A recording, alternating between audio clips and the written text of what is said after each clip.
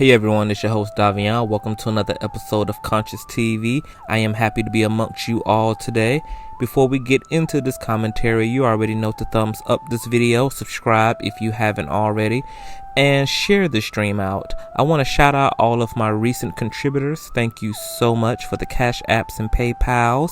Your love is truly appreciated. I also want to shout out my loyal patrons. I love you guys and thank you for your continual support. Patreon is where I get more personal about my thoughts and personal life. So if you want that behind the scenes exclusive, or you simply want to be a regular contributor, you can always go sign up to the Patreon. It's only $5 a month and it does make a difference. I'm gonna play some elevator music and give you guys some time to share the stream out on your Twitters, Facebook, Instagrams, etc. And I'll return shortly. See, I don't need now, nigga. Jocking me, slowing me down and stopping me, climbing all on top of me. If you ain't gon' fuck me properly, it's got to be possibly a dick that ain't too soft for me. Nigga, get your ass up off of me. Besides, your dick too small for me. I got to be fucked right, stuck right, in the butt right, like a slut light in the bright lights. Every day, all night. Now talk to me. Why you fuck me violently? Calling me names that apply to me, coming all inside of me. Don't lie to me. Now tell the truth. Is this pussy good to you? Gripping you, good and tight, but full of juice. Why wouldn't you? Why shouldn't you? Scream while I am riding you, over you, making this pussy stroke for you, like your bitch supposed to do. Close to you, and I'm feeling most of you. Deep in me, weak in me, fuck me till I fall asleep. None less than 3 nuts for me, or get your ass up off of me. Oh, tired ass nigga, besides you ain't even all that anyway. Fuck you. Alright, you guys know there's a lot going on right now, especially politically and socially. Elections are coming up and everybody's emotions are riding high because of all the issues and complexities and shifts we're undergoing collectively. So everybody is being canceled, exposed, defended, and reinstated all over again. I just ask that you keep your seatbelts on. Now, during this time, lots of conversations about the recent deaths of black men and women as it relates to police brutality and white supremacy are happening all over the social medias. With this being said, I recently caught a panel discussion between Candice Owens, T.I., and Killer Mike on Revolt TV. I'll leave the link in the description box below. Now, I hadn't endured any of Candice's work since my baby daddy Russell Brand invited her onto his podcast to challenge her seemingly insensitive and anti-black sentiments. And at that time, I didn't know much about Candice. I had heard her name in passing, so I came into the space neutral, and by the end of that podcast, I could see why she wasn't popular amongst our kind, especially since it took a whole British man to check Candice about the reality of white supremacy and grim social conditions for black minorities, which Candice only deflected and disregarded in holding to her worldview. So shout out to Russell Brand doing his part with his white privilege. Unfortunately, Candice was not going to be the black or brown lady who could have helped you in utilizing your privilege. If anything, she almost reminded the poor lad that his privilege was a myth and he bared no responsibility in the quality of living for black Africans around the world. Thank God Russell is too thick-skinned and informed to have bit the apple. So the next time I saw Candice Owens was in this debate between her, T.I., and Killer Mike, and I actually loved her in the setting. Her points were clear. She focused on a lot of important areas and backed her views up eloquently, and I felt she had reclaimed her black card. But like all overseers, regardless of them coming to your aid after falling and getting a boo-boo, they always return to Massa's big house, reminding us all ultimately who their allegiance is to. And then came this video of Candice and her disgusting, lopsided statistics and sentiments toward a dead man, aka George Floyd, and the berating of the black community and how we are navigating his death in the wake of all the other injustices of black people in this country. And I was reminded of that disdain I had for her prior. So here I'm going to speak to all of her basic points in her 18-minute long dialogue. And I hope this video finds her and blesses her. And if you all haven't heard it for yourself yet, I'll leave her video in the description box below and you can come to your own conclusions. Now, Candice Owens criticized the black community for demanding justice for black criminals. I didn't know that death due to suffocation by law enforcement for using a counterfeit bill was just or appropriate. Sorry that I missed that memo, Candice. So in the beginning of her rant, Candice raises hell about George Floyd being held up as a good person by the black community because he was high and possibly had cocaine on him at the time of his arrest. I didn't know that in the exceptional case of someone's total life ending, that despite the choices they made, that it was inappropriate for the family and community to focus on that individual's positive contributions to their life in the community out of respect for a soul that will never be able to right any more wrongs or wrong any more rights. I also do not understand why it burned up her damn soul so bad that George's community and loved ones loved him more than the officers who decided in all of 8 minutes that he was worthless and disposable. Girl, you ran his background down and spoke about a robbery in which he allegedly put a gun to a pregnant woman's belly as he raided her home.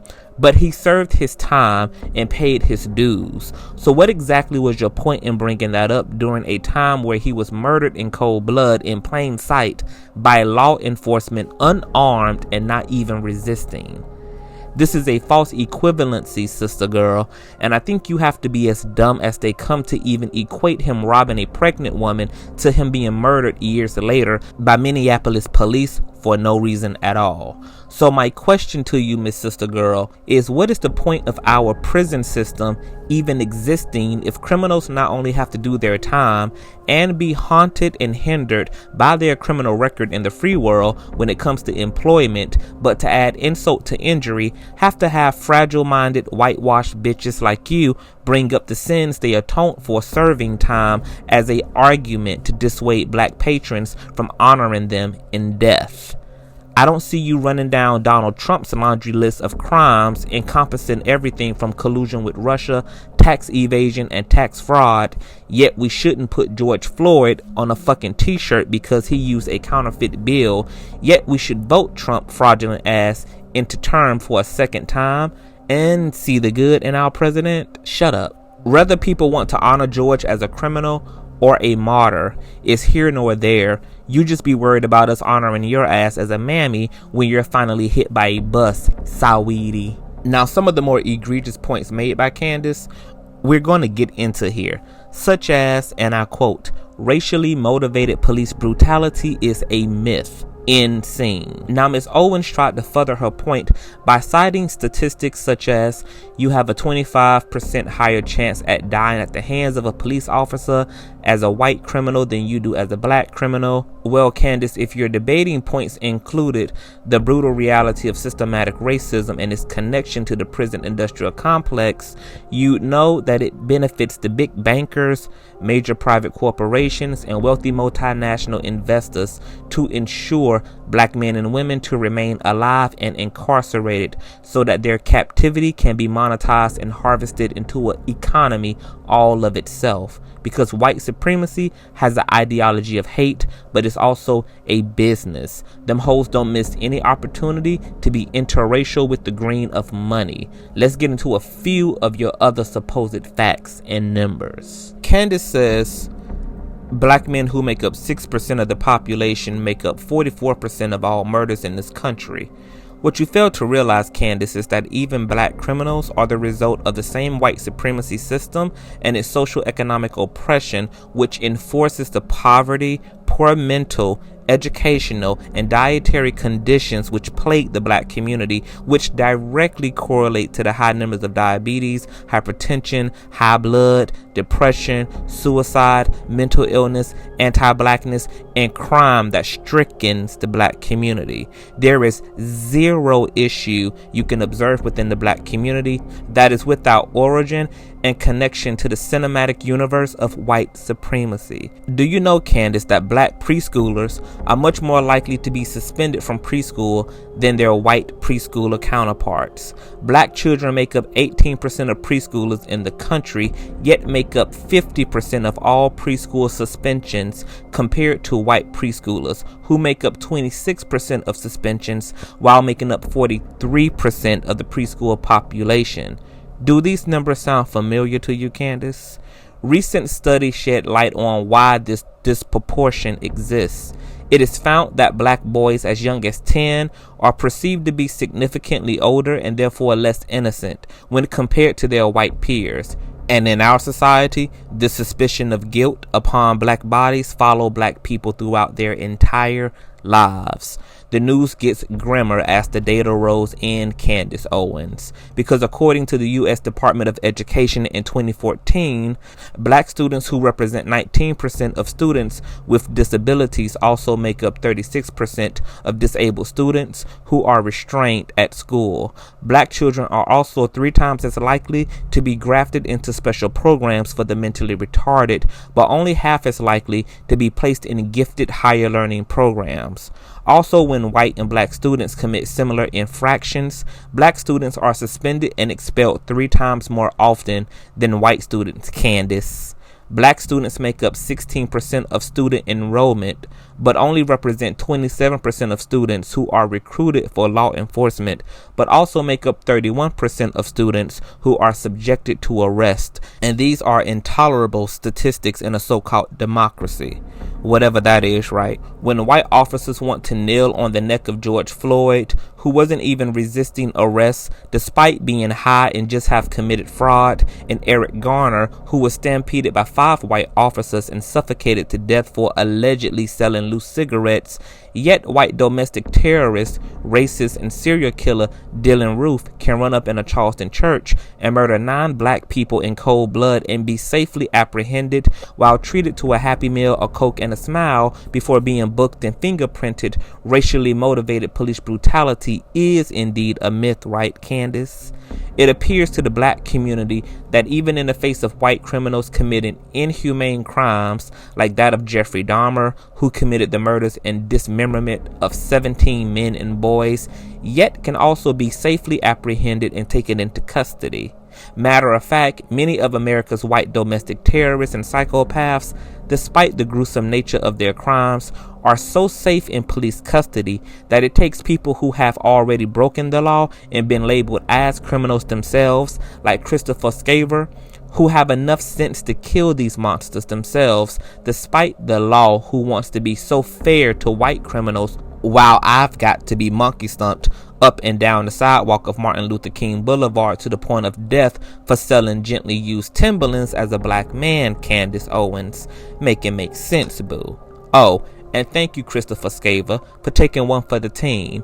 May your soul rest in everlasting peace. Oh, look at that Jeffrey Dahmer. He got to remain alive in custody long enough to be a celebrity and to tell his truth and experience as a monster. I wonder what Eric Garner would have told us had he made it to booking for being treated like a homicidal maniac despite only being a bootlegger of Newports. I guess we'll never know, huh, Candice? You also stated in your bombastic rhetoric that white police officers have way more to fear than black civilians. Is that right?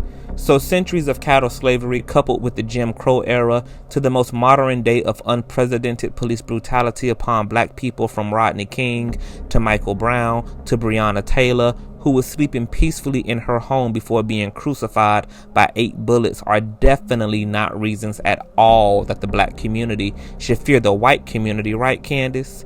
Just let the niggers produce rap music and start sagging their pants, and white America has to start locking doors, changing lanes, moving out of neighborhoods, and policing black people's every motion whenever in sight, right? So having our ancestors sold into slavery, raped, pillaged, and forced into slave labor, and then having all of black people's efforts to reconstruct their lives after their freedom papers were smashed by the KKK, the American government, and other organizations, is definitely no reason for blacks to have to fear the living hell out of white America, right? When a spaghetti neck privileged white walker by the name of Amy Cooper can understand her economics and privilege in such a way that she knows by simply identifying herself as a white woman in a park with a aggressive black man to the 911 dispatcher in an attempt to intimidate and power check a black individual because he kindly asked her to comply with the park's regulations to keep privileged mutts on their fucking leashes, we're not in danger, right? and white privilege is a myth, correct, Candice? When that white woman can be heard on camera threatening that black man with police force because she's a white woman and he's a black man, and that's enough to ensure her favor in this incident, white privilege and racially motivated police brutality isn't a real thing, right? How else, Candice Ku Klux Klan Owens, do you explain why Caucasian people know trigger words and trigger behaviors to implement against black bodies in times where they know they themselves are out of their jurisdiction, authority, and fucking minds, but yet know that the system favors them in such a way that the concept of wrong doesn't exist when you're white, but only when you're black? I'm listening, Candice. I'm going to need answers, boo. Now, you can get up on your Apple iPad and burn up all of your Starbucks free Wi-Fi to talk your shit from the women's restroom in support of the same massa that dragged Omarosa by her weave right out of the guest bedroom of the White House and into a Uber Eats car already paid for to transport her ass to a women's shelter once Trump was done dry humping all the culture and interracial love out of her ass. You already know that you're nothing more than a wet wipe to Trump's administration, appealing to masses' big toe in exchange for a pseudo sense of importance and elitism that's about as fragile as your edges are. Because what they gave to you depreciates in value since it's also theirs to take from you. You stated that if black people want to avoid police murdering, black folk just need to do the right thing and lessen the encounters of police contact. Oh, how antidotal, Candice. Now, I somewhat agree with this in general, that every citizen should strive to stay out of trouble and forfeit living a life of crime. That is the way we all raise our babies, whether white, black, Indian, Latino, or Asian. However, black people have been killed simply reaching for their license and registration. You surely didn't forget about Philando Castile, did you? Or how about black people harassed, beat, and fatally shot for simply walking home from the local convenience store? Surely you didn't forget about Trayvon Martin, did you, homegirl? Or how about when we're simply enjoying a day at the park, but white employees at the Starbucks across the street can call the police simply because of the color of our skin and for being a little too close to business, and have police show up and fatally shoot us 14 times? Surely you didn't forget about Dante Hamilton, did you, girl? Or how about the fact that we could be mentally ill, diagnosed with schizophrenia and bipolar disorder, and might not respond in conventional ways while in public or in anxiety-ridden situations like encounters with the police, and be slammed on our heads until we die? Surely you did not forget about Tanisha Anderson, boo. Or how about being killed while casually hanging out with our spouse in the stairway of our apartment building and being fatally shot to death while the incident be classified as an accidental discharge? Surely you didn't forget about a K-girlie, did you, queen? So what is there to say about all these black men and women who took your advice, Candice, and stayed out of police's way and were minding their businesses in parks, at pools, and in hallways of their residency, and had their lives taken by pussy-ass white pigs in uniforms? You clearly went to school, but were you awake during class is my question. You then stated, we're the only community who idealizes and hypes up our criminals. However, it's actually white America who loves to sensationalize their serial killers and murderers, like Jeffrey Dahmer, Ted Bundy, Jack the Ripper, Harold Shipman, John Gacy, H.H. Holmes, and Pedro Lopez, just to name a few.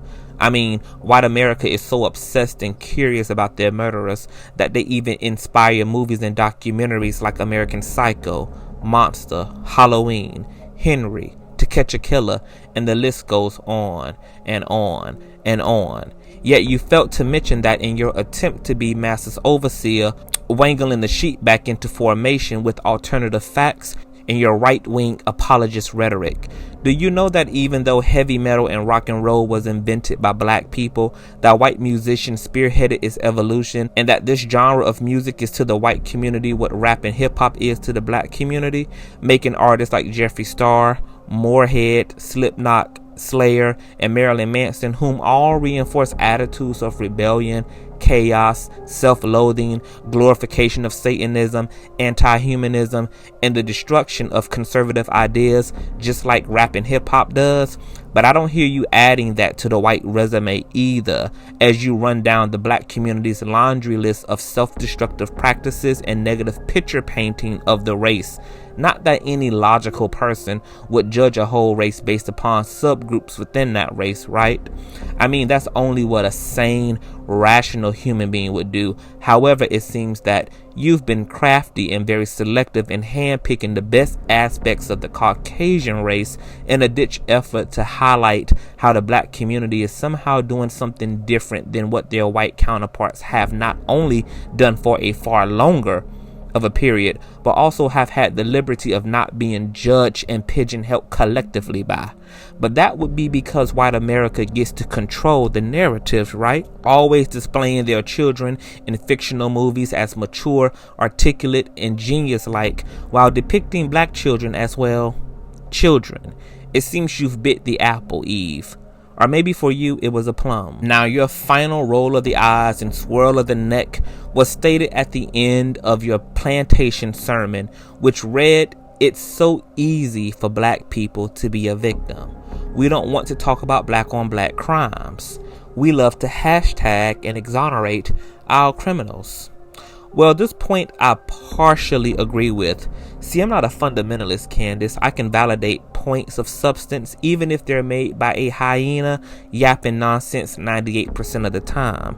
The black community surely can do better at holding our kinfolk accountable and making sure that we're not openly or privately rewarding bad behavior. Because if Ray Ray ass been robbing everybody's cousin and brothers for years and finally doing time, it's completely justified. If Lil Sean ass killed 4 people in a drive-by shooting, his ass surely deserves to serve his time, and we should not be parading around demanding the lessening of sentences or freedom for our black criminals just because we personally love them. Because there's another black family impacted by the loss of their loved one due to Lil Sean's ass who deserves justice. However, even in that, I still have to ask you, Candice, to keep in mind the socio-economic and educational disparity between whites and blacks, coupled with fatherlessness and broken home realities that plague the black community. When you go to quote statistics that they still struggle in the same ways as black minorities because their advantages are so integral and natural to them as breathing, because these statistics have contexts, and so does the black on black crimes that are committed.